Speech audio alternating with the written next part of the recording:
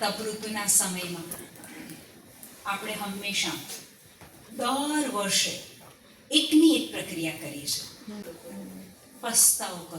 તમે પાપ કર્યા છે, પસ્તાવો કરો. તમે પાપ કર્યા છે, પસ્તાવો કરો. એ શું છે ખબર છે?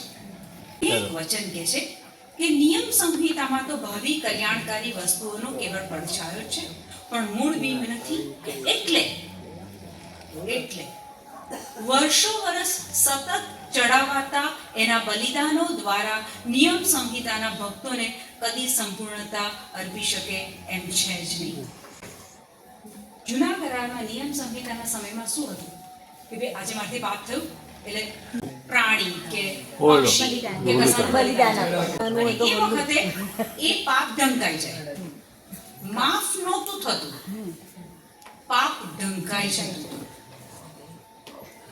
વર્ષમાં કેટલી વાર આ પાપ થયું, ચલો આ પ્રાણી, આ પાપ થયું, આ પ્રાણી. આપણે આ પસ્તાવો કરો, પસ્તાવો કરો, પસ્તાવો કરો, પસ્તાવો કરો, આપણે આજ તો કરીએ છીએ. જો કોઈનું ધ્યાન હોય તો મેં આ વાક્ય કીધેલું આગળ કે અમુક વ્યક્તિના ઘરમાં માને કે કોઈનું મરણ થયું એટલે પછી એના આત્માની શાંતિ માટે માસ કરાવો છો. મેં એવા લોકો જોયા છે આખા વર્ષની માસ નોંધાઈ દે એ વ્યક્તિના આત્મા માટે, આખા વર્ષની નોંધાઈ દે. 365 દિવસના એ પૈસા એ વ્યક્તિ ભરીને આવે. એનો મતલબ શું થયો? 365 વખત તમે માસ ઓફર કરો છો, એનો મતલબ કે તમને તો શ્રદ્ધા નથી. જો તમને શ્રદ્ધા હોત કે એકવાર માસ ઓફર કરી પ્રભુ એના આત્મા શાંતિ આપી દીધી છે તો તમે બીજી વાર ઓફર ના કરો ને. પણ 365 દિવસ કરો છો કે ધેટ મીન્સ કે તમે હજી એ વસ્તુમાં નથી માનતા કે પ્રભુએ મારી પ્રાર્થના સાંભળી છે અને એને સ્વીકાર લીધો છે.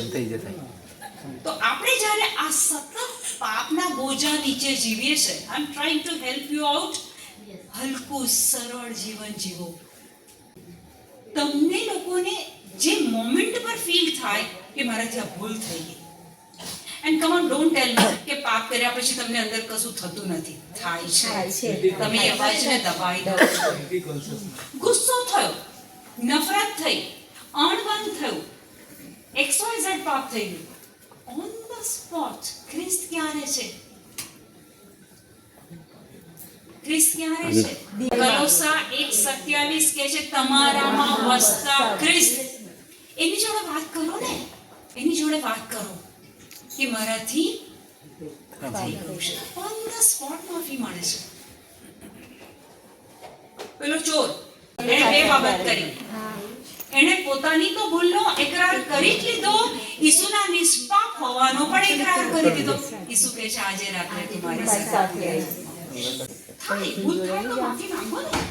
એમ નથી કે પસ્તાવો નહીં કરવાનો, પણ એ પસ્તાવાના એટલા પાપના એટલા ગિલ્ટ નીચે નહીં જીવવાનું કે તમે ઈસુથી દૂર ભાગતા જાઓ.